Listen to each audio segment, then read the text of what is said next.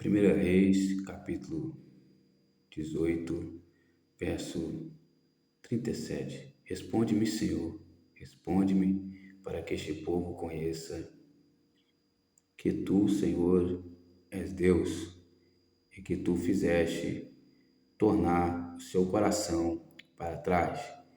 Senhor, meu Deus e meu Pai fiel, Deus santo de poder e glória, eu venho aqui apresentar, meu Deus, essa mensagem, ó Deus da salvação, ó Deus todo-poderoso, Criador dos céus e da terra. Te apresento, Senhor, em Tuas mãos, o Senhor vem nos conceder graça, vem nos conceder, meu Deus querido, a revelação do Teu Filho amado, Senhor. Glória a Deus, Deus santo de poder e glória. Sem Ti, meu Pai, nada posso fazer, ó Deus da salvação, ó Deus soberano. Me ajuda, Senhor, na ministração da Tua palavra, para a glória do Senhor e do Teu Filho unigênito, Senhor Jesus Cristo, ó Deus da salvação. Glória a Deus. Aleluia. A paz do Senhor Jesus, amados irmãos, Deus abençoe a tua vida poderosamente. Hoje o tema da mensagem é: até quando cocheareis em dois pensamentos? Elias foi um profeta a qual Deus levantou em meio à extrema corrupção, à idolatria. Acabe foi um rei que fez aliança com Jezabel, uma idólatra. Jezabel tinha vários deuses e ela, na sua crença, achava que o Deus de Israel era somente mais um. Quando Jezabel conheceu os preceitos de Deus, ela não aceitou a sabedoria, ela não aceitou o bom conselho. Jezabel era ímpia, era infiel, era má. E quando Jezabel morre, ela é jogada, lançada de cima do seu palácio. E a profecia do profeta Elias se cumpriu. E os cães lamberam a carne, lamberam o sangue, de Jezabel. Comeram sua carne. E só sobrou de Jezabel as mãos e os pés. Em uma certa ocasião, Elias convoca o povo, convoca os profetas de Baal, convoca Acabe para subir ao Monte Carmelo e para oferecer um sacrifício ao Deus verdadeiro. Elias ofereceria então um sacrifício ao Deus Todo-Poderoso. E os profetas daquele momento, de Jezabel e Acabe, ofereceriam um propósito para o Deus Baal. Eles começaram então o seu propósito, começaram o seu sacrifício, rasgaram as suas peles, começaram a oferecer libação de sangue, e nada de Deus responder com fogo. O desafio era: o Deus verdadeiro responde com fogo.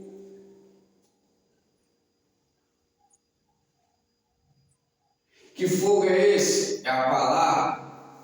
Onde tem a palavra com constância, tem fogo. Essa é a resposta de Deus. Ele disse em Jeremias 33:3: clame a mim, e eu responder-te-ei, anunciar-te-ei coisas grandes e firmes que não sabes. Consegue compreender esse mistério? Aleluia! Muitas pessoas idolatram o arrepio no corpo, mas você tem que entender que isso faz parte da presença. Mas o fogo é a palavra. Oh glória! A minha palavra é fogo e martelo que esmiuça a penha. O fogo é natural pela constância do pão. Aleluia! Deus santo de poder e glória. Pela fartura do pão. Aleluia! O fogo é natural. Mas onde há muito pão, não tem como você permanecer na insensatez. Você pode até viver um dia, 2 dias insensato, mas se você escolher viver a sua vida insensato, Deus corta o pão. Quem crê da glória a Deus? Só há, aleluia, Deus santo, fartura de pão onde há santidade. Ezequiel 14 vai dizer que Deus ele vai tirar ali a fartura do pão. Deus tira a fartura do pão. Por quê? Porque há pecado. Aumentou a gravidade, então Deus tira a fartura do pão. Jesus disse: eu sou o pão da vida. Não o pão que seus pais comeram no deserto e pereceram.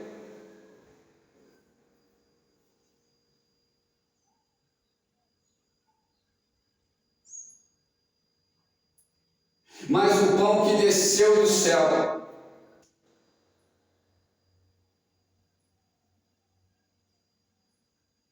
Quem crê agora a Deus? A palavra de Deus não se escuta. Então Deus responde a Elias por causa da idolatria do povo. E por causa que Elias era um homem que vivia em santidade.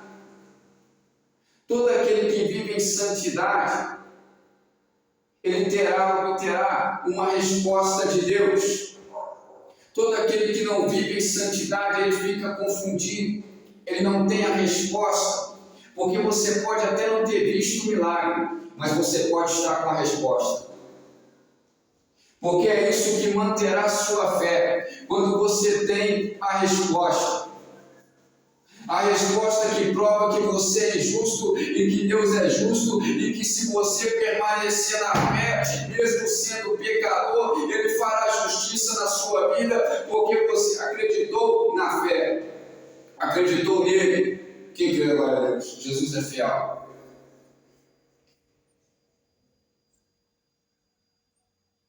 Quando a idolatria chega, então, Deus começa a destruir templos. Deus disse para Salomão: Salomão, vocês querem então construir um templo? Saiba que eu nunca precisei de templo. Desde o tempo de Moisés até agora. Porém, Salomão, pois bem, podem construir o templo, mas se vocês se inclinarem a outros deuses, saiba que passarão em frente a esses templos e balançarão a cabeça dizendo: o que aconteceu e sucedeu com esses templos, onde a glória de Deus passou? É porque se inclinaram a outros deuses. Quando o rei Nabucodonosor levanta uma estátua de adoração, ele fala e decreta: todo aquele que não se prostrar à estátua será lançado no lago de fogo e enxofre. Será lançado na fornalha ardente, aquecida 7 vezes mais.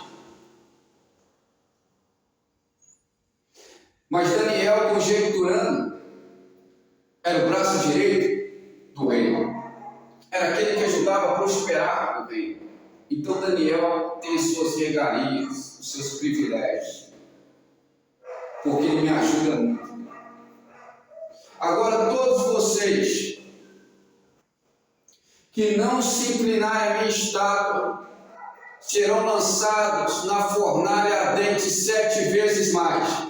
Porém, no meio daquele povo tinha 3 homens, Sadraque, Mesaque e Abednego, homens fiéis, homens que não aceitavam trair a Deus e não aceitaram o Deus estranho de Nabucodonosor. E quando a buzina soou, todos se prostraram. Do povo de Deus que veio cativo e ficaram 70 anos na Babilônia cativos. Muitos que nasceram cativos na Babilônia 70 anos não conheciam ao Deus de Israel que abriu o mar vermelho.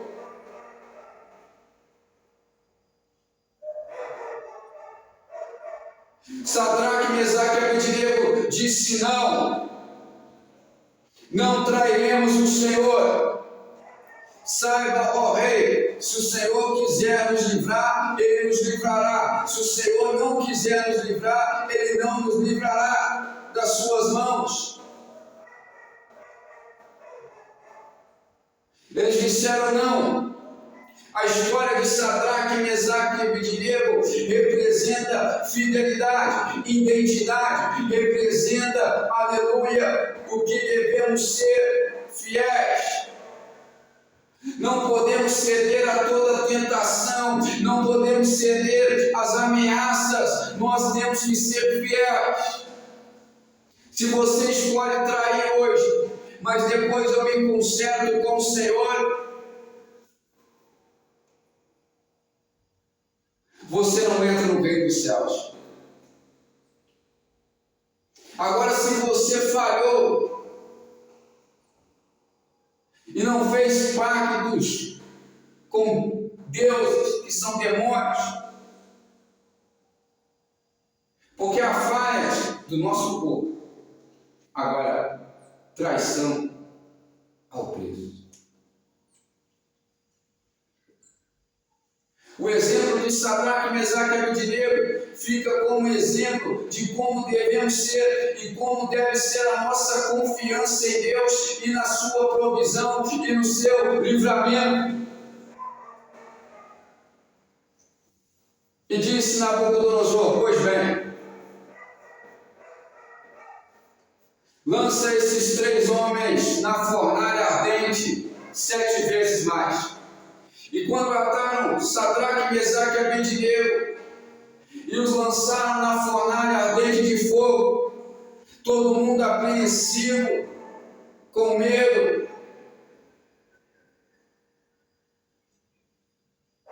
dizendo que todos eles deviam ter obedecido o rei. Mas obedecer o rei ali, naquele momento, era perder o Espírito de Deus, era perder o Consolador, a qual Cristo disse: que subirei ao Pai, mas não vos deixarei órfão, e vos enviarei o Espírito Santo Consolador, o Espírito da verdade, que estará com vocês nos momentos difíceis, nos momentos de bonança, e será fiel.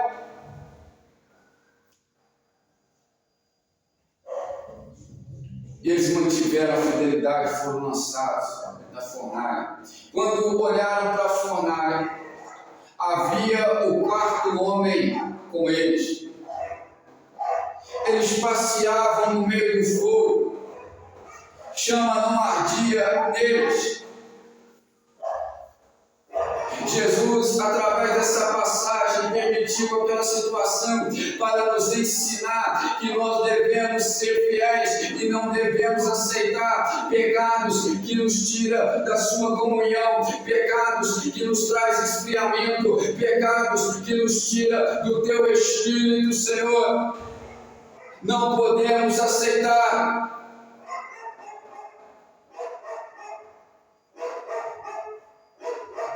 Quem quer agora a Deus? Uma geração que trai a preço de banana. Uma geração que trai até por menos que Judas, por ameaças. que perdem o Espírito de Deus por ameaças.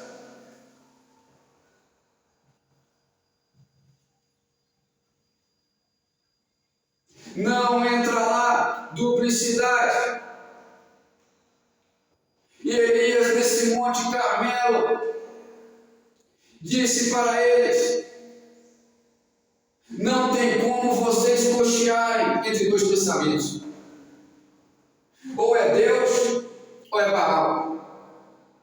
Até quando cocheareis? Quando a palavra do profeta chegou, quando a glória de Deus se revelou, eles estiveram entre um divisor de águas. Agora, não conseguiam mais ficar de fingimento na presença de Deus. Não conseguiam mais ficar de duplicidade na presença de Deus, porque a luz tudo manifesta, não há nada oculto que não venha a ser revelado, e eles não vêm para a luz da palavra, porque suas obras são más. Quem crê na palavra de Deus?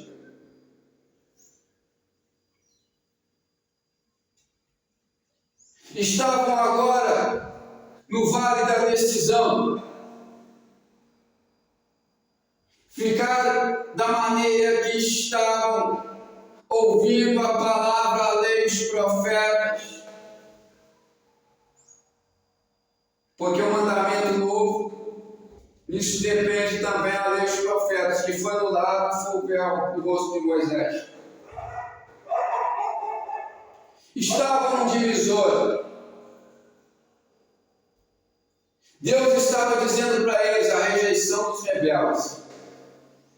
Ou vocês aceitam a obediência, a bondade, ou serão lançados fora da minha palavra. Porque fazendo pretéritos vocês não vão continuar fazendo. Jesus disse que os fariseus hipócritas, os fariseus escribas, eles percorrem por todo o mundo, e quando convertem pessoas, essas pessoas são chamadas por Cristo de presélitos. Eles são dignos 2 vezes mais do inferno do que os próprios fariseus, os seus filhos. E Jesus chegou representando Elias.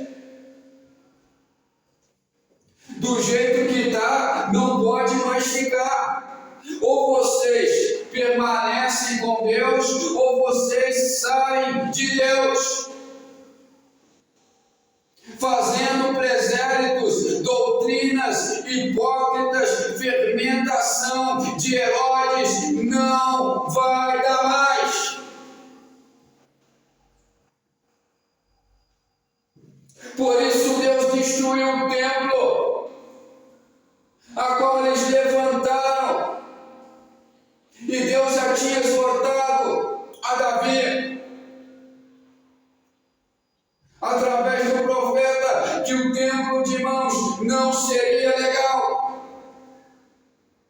Eles foram então, após a idolatria e outros deuses, Deus então destrói o templo pelas mãos de Nabucodonosor, e depois eles reconstroem o templo após 70 anos no cativeiro, a qual muitos não conheciam o Deus de Israel.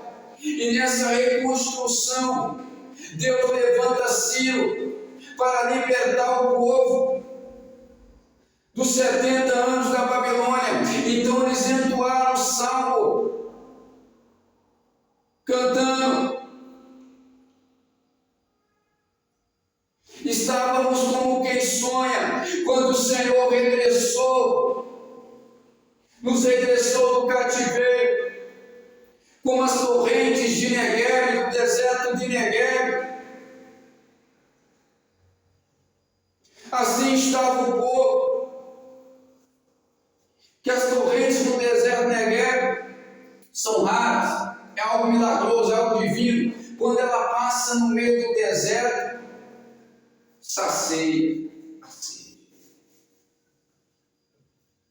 Eles estavam com umas torrentes de Negueb. Sendo aquele deserto e as torrentes de Negueb passando sobre eles voltando a sonhar, a ter esperança.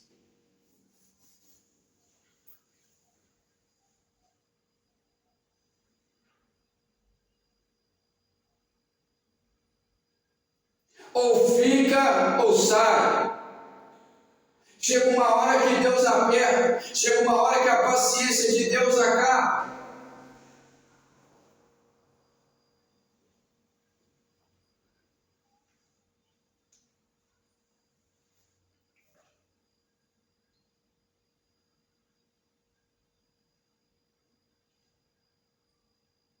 Por isso, meus amados irmãos, eu venho trazer essa profecia para os irmãos.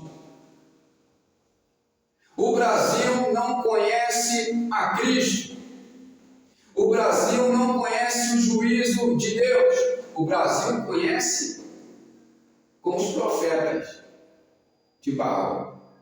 Conhece a presença no Monte Carmelo, o que faz parte da presença. Conhece a palavra que é fogo, mas não conhece o Deus do juízo.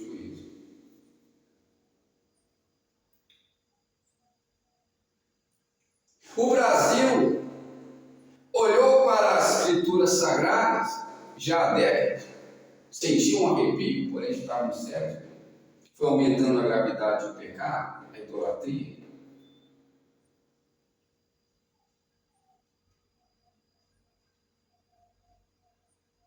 Eles olhavam para a escritura sagrada e Deus sempre dizendo não. A Deus está. Que eles deviam ser como Sadraque, Mesaque e Abednego. E o Brasil dizia sim. Os profetas levianos dizendo é graça. Profecia de Judas transformarão a graça em disposição. Os príncipes, os principais dizendo é graça. De vez em quando é graça.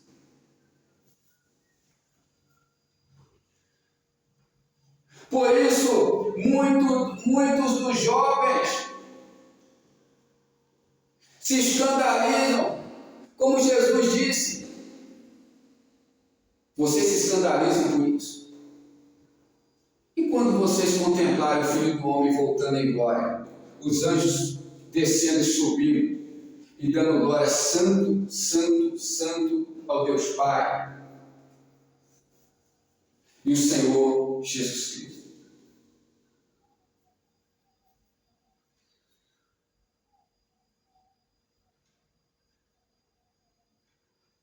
Ele disse, eu sou.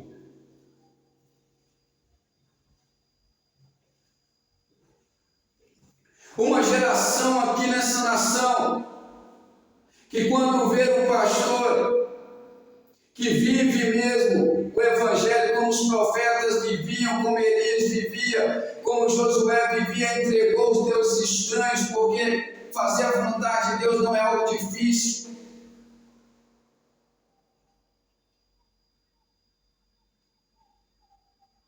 O que é que Deus pede de nós? Que caminhamos humildemente, praticamos a justiça e andamos com o Senhor. Porém, os falsos mestres, os falsos profetas, para agradarem o mundo, para que o mundo venha entrar na igreja, o espírito mundano, eles saíram da doutrina. Deram brecha. Pode entrar, pode vir, aqui pode, é graça. Não é pela lei, é pela graça. Pode vir o PT, pode vir partido, outros partidos, pode vir. Aqui pode ficar, aqui é graça. O mundo quer essa graça absoluta. E quando é não, Quando é não, é não. Porque um abismo chama outro abismo. Então os profetas, por causa da sua avareza, como profetizou Pedro, com palavras persuasivas, enganarão os corações dos incautos. Jesus é fiel, glória a Deus, Todo-Poderoso, Pai e Filho, ao Espírito Santo de Deus. Enganarão o coração dos incautos com palavras persuasivas. E eu venho dizer a verdade para você. Todos vocês que seguem esses profetas serão lançados no inferno. Porque a ausência de paz não está na falta de juízo, que você não quer praticar, mas está na falta de exercer o juízo e praticá-lo.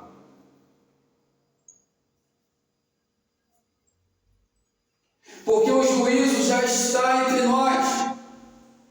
O juízo está perante Deus. E Ele colocou os homens para fazerem a sua parte. Deus já abençoou. Deus já deu o casamento.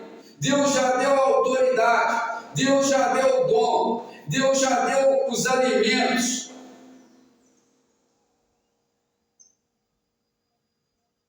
Deus já deu o ministério. Agora, as demais coisas são com os homens. Se eles não fizerem, entrarão em condenação. Tive fome, deixa comer. Tive sede, deixa beber. Aquele que diz ter Deus na sua vida e não ajuda o irmão, está em necessidade, está condenado. Tem muita gente que não quer ajudar com aquilo que tem de fartura. Você deve ajudar o seu irmão com aquilo que você tem de fartura. Você tem um ministério pastoral, então você deve dar o pão da vida. Você tem mercearias, então você deve ajudá-lo com o que você tem de fartura.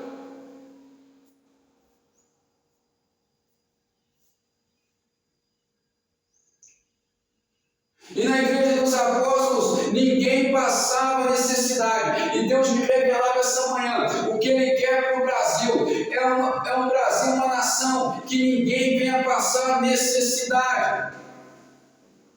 Porém, se o Brasil levantar novamente deuses estranhos como levantou em 2020, Deus enviou o coronavírus. Se o Brasil levantar como levantou no PT, Deus enviou loucura na mente das pessoas.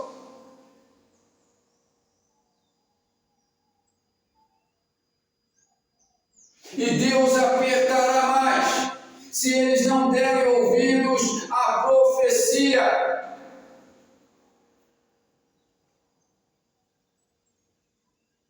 Porque eles levantam esses deuses e esses deuses querem abaixar, tirar a glória de Cristo Jesus, o Rei da Glória. Salmo 24 vai dizer sobre o Rei da Glória.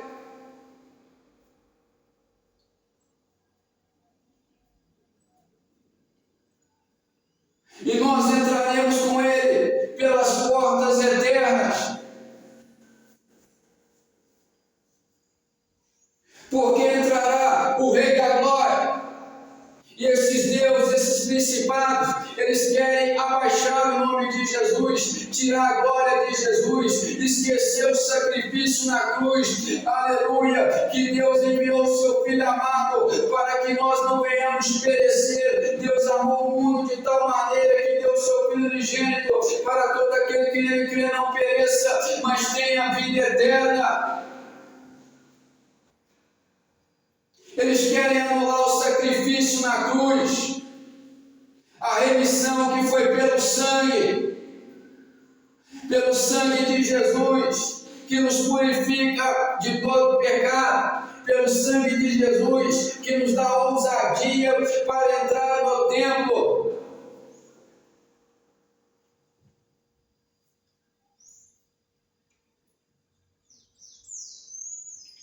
Por isso Deus manda pré-tribulações, manda pestilência, como mandou em 2020, e se levantar outro partido político que quer levantar outro principado, Deus enviará loucura, manda dizer o Senhor, como Ele me dizia,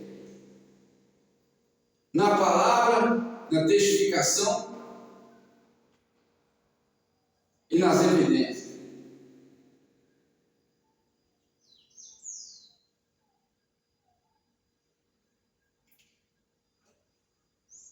Deus Santo tem poder e glória. Por isso que Deus permite profetas passarem por certas coisas para avisar o povo.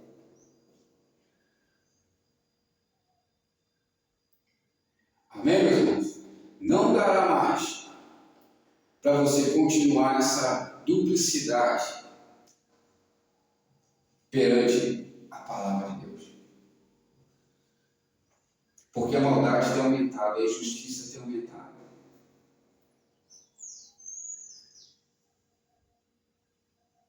Até quando coxinha entre dois insanos? Se é Deus, é Deus. Se é Baal, é Baal.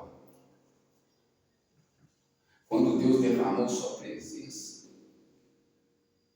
a sua vitória foi da palavra.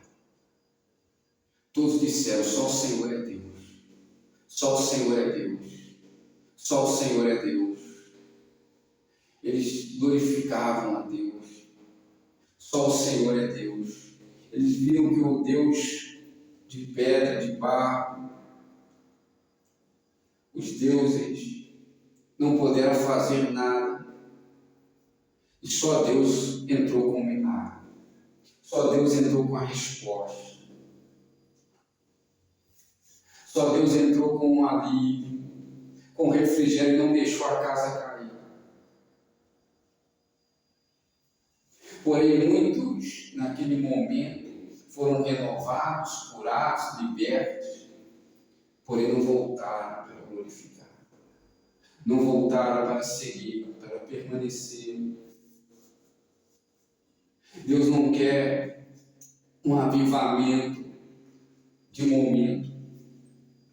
Deus não quer que você só sinta o arrepio e depois saia do culto, da reunião, da adoração e viva de qualquer maneira.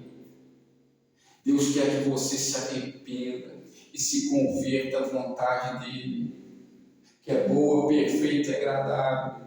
Porque se não houver a conversão, Deus não aceitará a sua duplicidade e te arrancará fora, te tirará fora. Por isso, meus amados irmãos, é tempo nessa nação de conhecer o verdadeiro Deus que abriu o mar vermelho. O Deus que curou o enfermo, que curou, aleluia, o cego, o leproso, ressuscitou o morto. É hora dessa nação conhecer esse verdadeiro Deus, porque Deus quer se apresentar não somente a uma denominação, Deus quer se apresentar a toda a nação. Bem-aventurada a nação cujo Deus é o Senhor, convertei-vos, rasgai o coração, com pranto, lamentos, jejuns, e não as suas vestes, porque nesse ano Deus enviará a loucura. E se nós não se arrependermos,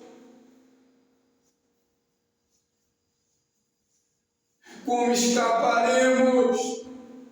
É tempo de conversão, é tempo de decreto, é uma ordem de todos os homens seguir o mandamento, não decreto de imagens, de esculturas, mas o decreto verdadeiro que vem de Deus é uma ordenança a todos os homens obedecerem os mandamentos de Deus.